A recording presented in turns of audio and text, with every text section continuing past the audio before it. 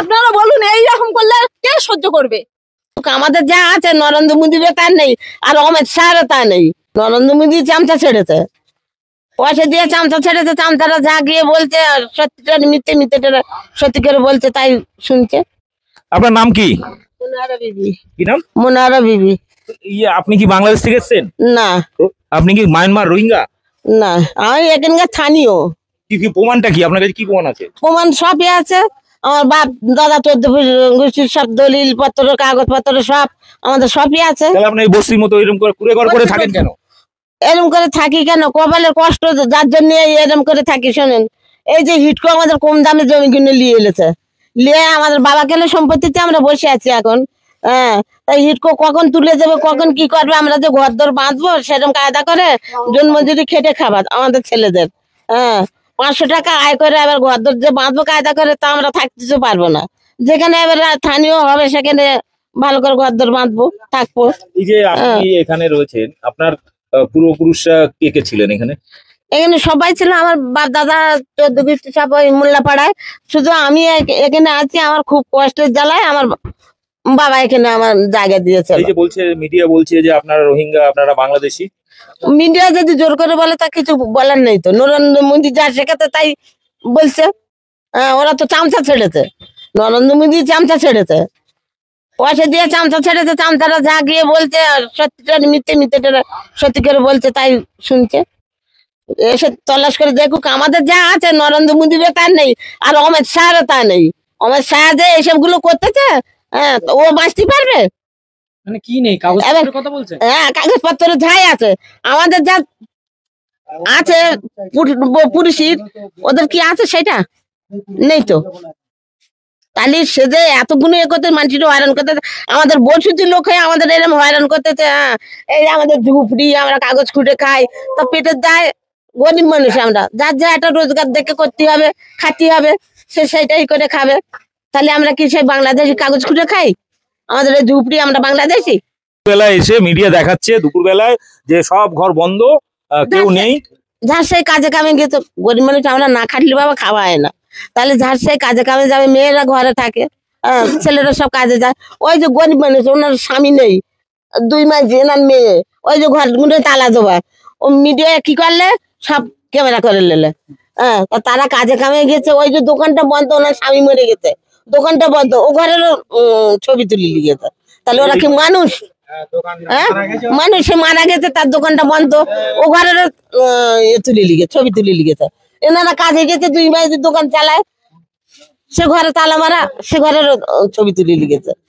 তাহলে এসব মিথ্যাটা সত্যি করতেছেন। মিডিয়া যে এসে আপনাদেরকে এরকম বলছিল, আপনারা তখন তাদের কিছু বলেননি? আমরা কিছু বলিনি, তখন বলি কি হয় কি করে দেখি। না, কি হয় কি হবে না হবে, আমার একটা মেয়ে ছেলে আতঙ্ক, একটা ভয়, তো সেই কিছু বলিনি। বেটা ছেলেরা কেউ বাড়ি নেই, আমরা কি বলবো বল। তো যাই হোক, এখন আমি এখানে একটা জিনিস দেখাবো। যে ঘরগুলো বন্ধ করা অবস্থায় ছবি দেখিয়ে, ভিডিও দেখিয়ে দাবি করা হচ্ছিল যে সবাই নাকি এসআইআর চালু হতে আতঙ্কে সব পালিয়ে গেছে, পুরো খালি হয়ে গেছে, নিউ টাউন খালি হয়ে গেছে, সমস্ত এলাকা খালি হয়ে গেছে। কোন ঘরগুলো দেখাচ্ছিল? এই যে মারা গেছে। কোনটা কোনটা মারা গেছে? এই যে দাদা মারা গেছে, এই যে দোকানটা বন্ধ, এই ঘরের তালাটা খুলে বলছে যে এরা রোহিঙ্গা। মারা গেছে দাদা। হ্যাঁ, ওটা দোকান মারা গেছে, দোকান ঘরও নয় ওটা। সে দোকানদার মারা গেছে, তার ঘরকে নিয়ে বলছে তিনি রোহিঙ্গা। আরেকটা ঘর, হ্যাঁ, আরেকটা ঘর ওই সাইডে আছে, দেখুন। এই যে কোনটা কোনটা ঠিক আছে, এই এই বাড়িটা দেখিয়েছিল। হ্যাঁ, এই বাড়িটা দেখেছি। আপনারা কোথায় ছিলেন তখন?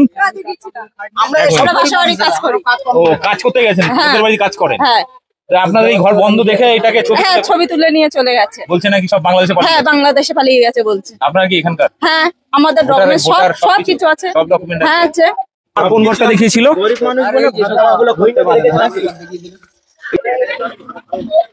এইটা এইটা হ্যাঁ, ভাড়া দিয়েছি। এটা ভাড়া দিয়েছে। এটা ভাড়া থাকে, একটা দোকানে মালঝাল থাকে, তাদের জন্য তালা মেরে দিয়ে রাখে, ফ্রিজ আছে বলে। তাহলে এই ঘরটাও তুলে নিয়ে গেছে, যে বাংলাদেশি চলে গেছে। বড় ফ্রিজ রাখা রয়েছে দোকানে, বড় ফ্রিজ রাখা আছে, ওই যে দেখুন বাংলাদেশি চলে গেছে। এই অবস্থা মানে তাহলে আপনারা বলুন এইরকম করলে কে সহ্য করবে? বারবার মিডিয়ায় দেখাচ্ছে এই ঘর ওই ঘর দেখাচ্ছে। মানে আপনি কাজে গেছেন, আপনার ঘর থেকে বাংলাদেশি বলে পালিয়ে গেছে সব বাংলাদেশি। হ্যাঁ ঠিক আছে। আবার তো বিষয়টা হচ্ছে আপনারা বুঝতে পারছেন যে যে ঘরগুলো মিডিয়া দেখিয়েছিল সেই ঘরগুলো আপনাদের দেখাচ্ছি। যেখানে যে ঘরগুলো দেখিয়ে বলা হয়েছিল সেই ঘরে কিন্তু এখন লোকজন রয়েছে, কারণ তারা দিনের বেলা কাজে যায়, লোকের বাড়িতে কাজ করে বা অন্যান্য কাজ করে। সেই ঘরগুলো বন্ধ ছিল, দুপুরবেলা এসছে ফাঁকা টাইমে, যখন হয়তো বাড়িতে দুই একজন লোক থাকলেও খেয়ে দিয়ে তারা একটু ঘুমায় বা রেস্ট নেয়, রাস্তাঘাট ফাঁকা থাকে, ঠিক সেই সময়কার ছবি তুলে ধরে গদি মিডিয়া, রিপাবলিক টিভি প্রচার করছে যে এই এলাকা ফাঁকা, নিউ টাউন ফাঁকা হয়ে গেছে বলে। কদিন ধরে, গত দু তিন দিন ধরে বিভিন্ন পত্র পত্রিকা মানুষ কাজে চলে যাচ্ছে তখন মানে এগুলো করছে, যখন আমরা সব কাজে বেরিয়ে যাচ্ছি তখন এসে এগুলো করছে। এই যে এখন এত মানুষকে দেখছি, এই তুমি কি রোহিঙ্গা? হ্যাঁ রোহিঙ্গা? তুমি কে? মিডিয়া? হ্যাঁ মিডিয়া বলছে যে তোমরা নাকি রোহিঙ্গা, এলাকায় রোহিঙ্গা থাকো। আমাকে রোহিঙ্গা বলছে? হ্যাঁ, রিপাবলিক টিভি বলছে। রিপাবলিক টিভি বলছে? ও তো পাগল, ও তো মাথা খারাপ। কখন কেমন করে এরকম করে লাভাই ওটা নিজেই জানে না। তুমি রিপাবলিক, আমার দাদুর বাবা হচ্ছে দেশের স্বাধীনতা লড়েছে, আমাদের জিজ্ঞেস করে লাভ নেই, অন্য জন আমাদের কপালে লেখা আছে রোহিঙ্গা। ঠিক আছে, ধন্যবাদ। এই মুহূর্তে আমাদের সঙ্গে যে সাদ্দাম হোসেন, গতকাল রিপাবলিক টিভির সাথে বা অন্যান্য চ্যানেলের সাথে রীতিমতো ঝামেলা হয়েছে, কারণ এই যে রিপাবলিক টিভি নোংরা মিথ্যা খবর দেখাচ্ছিল সেটা তুমি প্রতিবাদ করেছিলে কেন? আমরা আমাদের পাড়াতে ওখানে এনুমারেশন ফর্ম ফিল আপ হচ্ছে SIR এর, সেই সমস্ত কাজবাজ করছিলাম। আমাদের পাড়া থেকে কিছুটা দূরে ওখানে একটা ফাঁকা জায়গা, সেখানে আমাদের পাড়ারই একজন লোকের, আমার রিলেটিভ, আমার কাকার সম্পর্কে হয়, সে তার জায়গাতে ভাড়া দিয়ে রেখেছে। ভাড়া কারা থাকে? বসিরহাট থেকে আগত কিছু লোক, বনগাঁ থেকে আগত কিছু লোক, অন্যান্য জেলার কিছু লোক এখানে শহর কেন্দ্রিক জায়গাতে এসছে, বাবুদের বাড়িতে কাজ করে, ফ্ল্যাটে কাজ করে, শহরের জঞ্জাল কুড়িয়ে তাদের জীবিকা অর্জন করে। আমরা যখন খবরটা পেলাম যে রিপাবলিক বাংলা ঢুকেছে, দালাল ঢুকেছে, দালাল যখন ঢুকেছে তাকে তো তার ব্যবস্থা করতেই হবে। আমরা দৌড়ে গেলাম, গিয়ে দেখি দালালের যা কাজ সেই কাজ করছে দালাল। একটা 16 বছরের মেয়ে, 16 বছরও মনে হয়নি, 15 প্লাস, সবে মাধ্যমিক দেবে, তাকে ধরে রীতিমতো অফ ক্যামেরায় তাকে বিভিন্ন রকম ভাবে ধমকে চমকে ভয় দেখিয়ে বাংলাদেশি সে, এটা প্রমাণ করাতেই হবে। আপনারা আপনাদের খবরের চ্যানেলের মাধ্যমে হয়তো দেখিয়েছেন, আজকে যতটুকু আমরা দেখলাম যে সে তার বার্থ সার্টিফিকেট থেকে শুরু করে মাধ্যমিকের অ্যাডমিট কার্ড সবকিছু দেখিয়েছে। তার কাছে এইগুলো দেখতে চাওয়া হয়নি, তার কাছে জানতে চাওয়া হচ্ছে সে 2002 সালে তার ভোটার লিস্টের নাম আছে কিনা। আরে বাবা, সে 16 বছরের একটা মেয়ে, সে 2002 সালে তার ভোটার লিস্টের নাম কি করে থাকবে? তার ফ্যামিলির আছে, একটা বাচ্চা ছেলে, কি 18 বছরের একটা ছেলে, তাকে জিজ্ঞেস করছে 18 বছর বয়স তুমি কেন ভোটার হওনি, 2002 লিস্টে তোমার কেন নাম নেই? এই সমস্ত আজও প্রশ্ন করছে। এখন আমরা যেখানে দাঁড়িয়ে আছি ইকো পার্ক, এই ইকো পার্কের 6 নম্বর গেট, 6 নম্বর গেটের একদম সামনে দাঁড়িয়ে আছি। এই যে রাস্তাটা, আমি ক্যামেরাম্যানকে দেখাতে বলবো, এই রাস্তাটা 500 বছরের পুরানো রাস্তা, 500 বছর। ঘুনি থেকে শুরু হয়ে এই রাস্তাটা মাঝেরাইটে গিয়ে উঠেছে। আমাদের মাঝেরাইটে পীর সাহেব মাহমুদ বাখতিয়ারি সাহেব, ওনার যে দরগা শরীফ, সেখানে গিয়ে এই রাস্তাটা উঠেছে, বহু পুরানো। আমাদের এলাকারই মানুষেরা, জমিদার বংশের মানুষেরা, তারা জমি দিয়ে এই রাস্তাটা, পীর সাহেব যাতে আমাদের পাড়ায় ঢুকতে পারে, জলসা টলসা করতে পারে, ওই সময় এই রাস্তাটা দিয়েছিল। পরবর্তীকালে যখন হিডকো দ্বারা অধিগ্রহণ, বামফ্রন্ট সরকারের আমলে যখন অধিগ্রহণ হয়, তখন এখান দিয়ে এই মেন রাস্তাটা ইকো পার্কের 6 নম্বর গেটে ঢুকে যায়, আর এটা ইকো পার্কের আন্ডারে হয়ে যায়। এইটুকু অংশ বাদ হয়ে যায়, মানে অধিগ্রহণ হয়েছে, কিন্তু কোনো ডেভেলপমেন্ট হয়নি। হিডকো কোনো এই সমস্ত এলাকার ডেভেলপমেন্ট করেনি। অনেক মানুষ আছে চেক নোটিশ নেয়নি, তারা চেক নোটিসের যে অ্যামাউন্ট সেটা নেয়নি। পৈতৃক সম্পত্তি তো অনেকে থেকে গেছে, পঞ্চায়েত থেকে অনেকে পাট্টা দেওয়া হয়েছে তৎকালীন সময়, তারা থেকে গেছে। এই হঠাৎ করে বস্তি গজিয়ে গেছে, এটা একদম দালাল মিডিয়ার বানানো খবর। একটা মানুষের দেখাতে পারবে না হঠাৎ করে বস্তি গজিয়ে গেছে।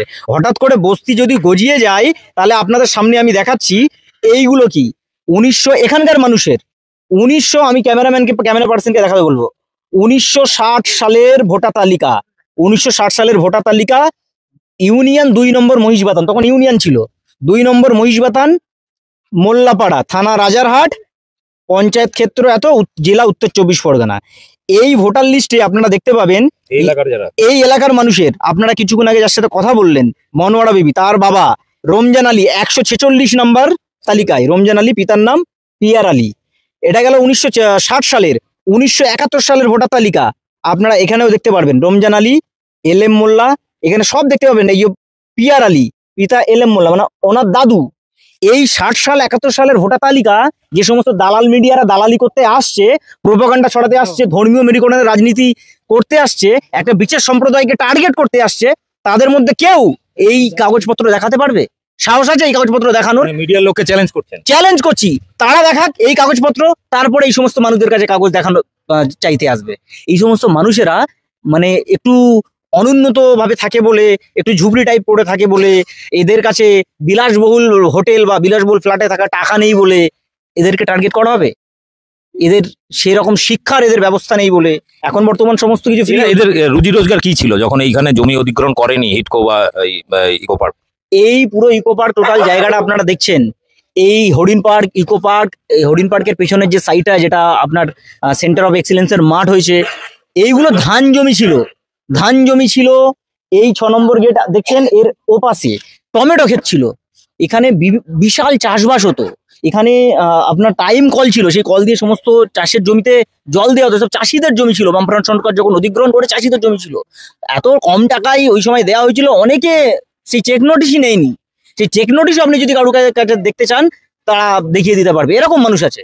কিন্তু ওই দালাল মিডিয়ার যারা দালালি করতে আসছে, বিজেপির কথা শুনে যারা প্রোপাগান্ডা ছড়াতে আসছে, যারা ধর্মীয় মেরুকরণের রাজনীতি, বিজেপির রাজনীতিকে যারা পালক জুগিয়ে সোশ্যাল মিডিয়ায় প্রচার করে করতে চাইছে, তারা দেখাতে পারবে না।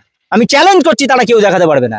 আমি কাল যখন পৌঁছাই ঘুনি মোল্লাপাড়াতে, এটা ইকো পার্কের 6 নম্বর গেট, ঘুনি মোল্লাপাড়া আমার পাড়া ওটা, ওখান থেকে কিছুটা দূরে যে ভাড়া বাড়ির কথা আমি বললাম, আমাকে যারা ওই ভিডিওতে দেখেছেন, সেখানে গিয়ে আমি যখন ওটা দেখলাম, আমি থাকতে পারলাম না। আমি সাথে সাথে ওই গদি মিডিয়াকে প্রশ্ন করলাম, যখন আমার প্রশ্নের উত্তর দিতে না পেরে তারা কিন্তু পেছনের রাস্তা দিয়ে পালিয়েছে, সামনের রাস্তা দিয়ে পালায়নি।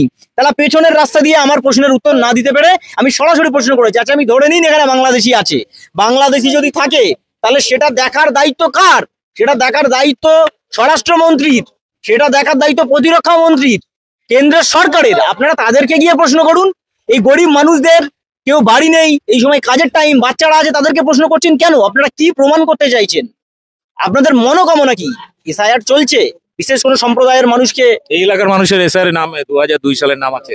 অবশ্যই 2002 সালের নাম যদি না থাকে, এত পুরানো কাগজ দেখাচ্ছে 1960 সালের, 1971 সালের, 2002 তো সেদিনকার কথা, 2002 তো সেদিনকার কথা। আমি 50 বছর, 60 বছর পুরানো, 70 বছর পুরানো কাগজ দেখাচ্ছি, 2002 তো সেদিনকার কথা। এটা দেখার দায়িত্ব ইলেকশন কমিশনের।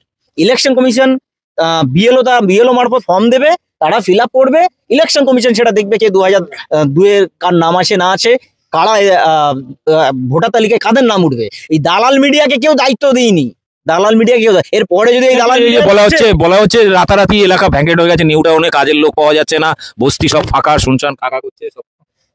ওই তাদেরই পাতাফাদ 2002 সালের ভোটার লিস্ট এলাকা থেকে জোগাড় করতে হবে, ফর্ম ফিল আপ করতে হবে। বিএলও আপনার ফর্ম আপনাকে ছাড়া কাউকে দেবে না, আপনার পরিবারের কেউ হলে তাকে দেবে, পাড়ার কাউকে দেবে না। আপনি কর্মসূত্রে বসিরহাট থেকে এখানে এসছেন, তা আপনি ওটা করতে যাবেন না? আপনারা তো শুরু করে দিয়েছেন, 1 মাসের টাইম, সে তার বাড়িতে তো যাবে। এরকম কিছু সংখ্যক লোক বাড়িতে গেছে, সবাই যায়নি, কিছু সংখ্যক লোক বাড়িতে গেছে, বাড়িতে 2-1 করে গিয়েও তারা ফর্ম ফিল আপ করে আসছে। আর যে টাইমে আসছে সেটা তো কাজের টাইম, তারা তো কাজে আছে। কাজে গেলে আমার বাড়িতে আমি তালা দিয়ে রাখবো না? আমার বাড়িতে দামি দামি সোফা নেই, ফ্রিজ নেই, ওয়াশিং মেশিন নেই, ঠিক আছে, তাই বলে আমি গরিব মানুষ, আমার বাড়িতে আমার দামি কাগজপত্র থাকতে পারে, ওটাই আমার সম্বল। যা কিছু আমার জমানো আছে সেটা থাকতে পারে, সেটা ছোট পুঁজি হলেও, তা আমি বাড়িতে তালা মারবো না? তালা মেরেই তো আমি কাজে যাবো। আর এসছে দুপুরবেলা, আমাদের পাড়াতে কিন্তু ঢুকেনি। আমরা যে পাড়াটা দেখলে মনে হয় না বনেদি একটা পাড়া, ফ্ল্যাট বাড়ি টাড়ি আছে, ভালো বাড়ি, সেখানে ঢুকছে না। সেই বাড়ির পেছনে যারা দরিদ্র মানুষ, যারা এই সমস্ত এলাকার জঞ্জাল পরিষ্কারের কাজ করে, শহর পরিষ্কারের কাজ করে, রিক্সা চালাই, খেটে খায়, কারখানায় কাজ করে, সেই সমস্ত লোকদেরকে টার্গেট করেছে। এই জন্যই ইচ্ছা করে আর রাতেবেলা এলাম, সত্যি কি এলাকা ফাঁকা, সত্যি কি এখানে সব পালিয়ে গেছে বাংলাদেশে? তো দর্শক, আপনাদের কি মনে হলো পুরো ভিডিও দেখে, বক্তব্য শুনে? রিপাবলিক টিভির মুখোশ খুলে দিন, গদি মিডিয়ার মুখোশ খুলে দিন, আর ভিডিওটি ব্যাপক শেয়ার করুন,